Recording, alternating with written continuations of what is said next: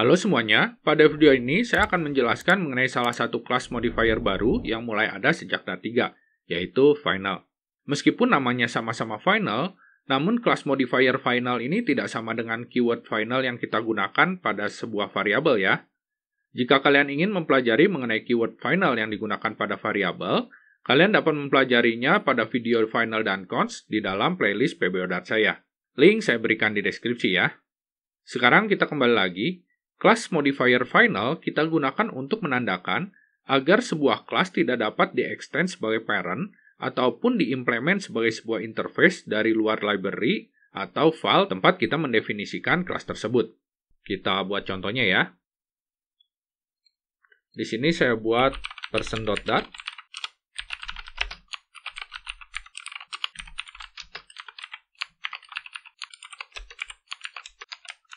Nah, normalnya kalau kita buat kelas seperti ini, kita kan bisa buat turunannya ya di file yang lain. Misalnya di sini saya buat student.dart.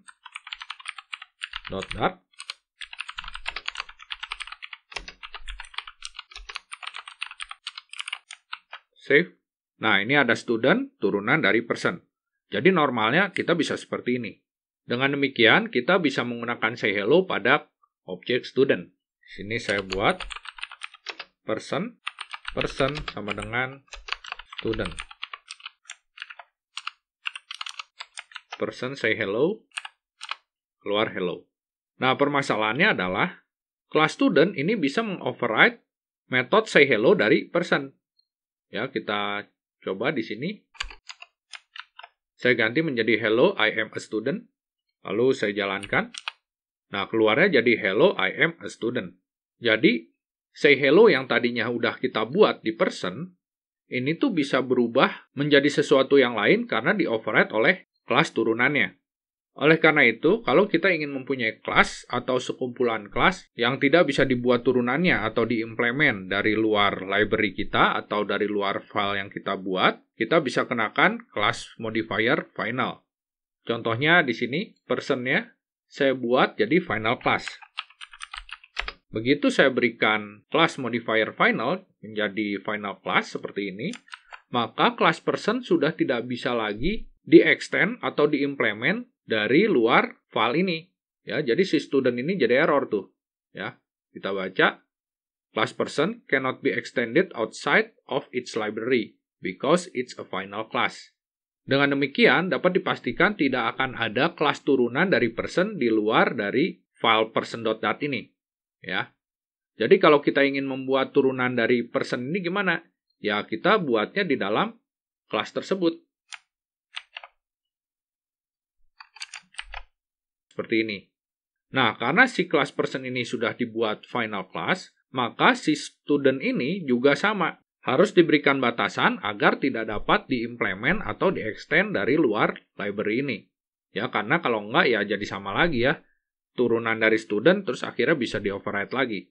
Ya, jadinya kalau kita lihat pesannya, tipe student harus base, final, atau sealed, because karena super type-nya atau parent-nya si person itu adalah final.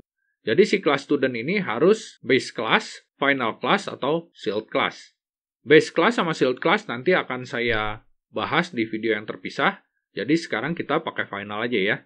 Di sininya kita tambahkan final. Nah, jadi seperti ini. Jadi kalau masih di dalam satu file seperti ini, tetap bisa ya di-extend si class person-nya. Kenapa? Karena kalau di dalam satu file, berarti yang ngoding kan kita juga. Jadi kalau di sini ada override, berarti memang kita ingin di-override. Gitu. Tapi kalau kita nggak pengen ke-override, ya udah, ini kita hapus ya. Jadi sudah bisa dipastikan bahwa student itu say hello-nya juga sama seperti person. Ya, ini di-comment dulu karena nggak bisa dari luar ya. Kita coba lagi. Tetap hello. Ya, jadi dengan membuat kelas kita menjadi final, kita memiliki dua keuntungan.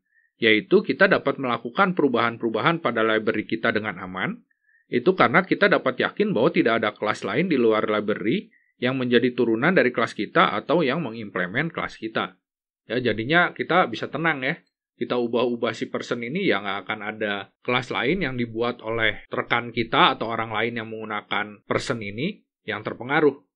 Karena semua kelas yang terkait dengan person adanya ya di satu file ini ya, yaitu yang kita buat. Jadi kita bisa tambahkan di sini apapun ya, jadi lebih mudah. Misalnya saya tambahkan string name.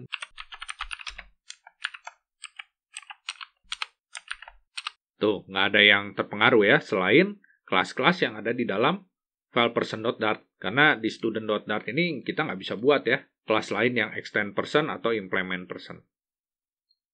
Kalau di sini, ini karena studentnya sekarang minta nama ya. Keuntungan yang kedua adalah kita juga dapat yakin menggunakan metode-metode dari kelas kita tanpa khawatir ada kelas turunan dari library lain yang mengoverride metode-metode tersebut.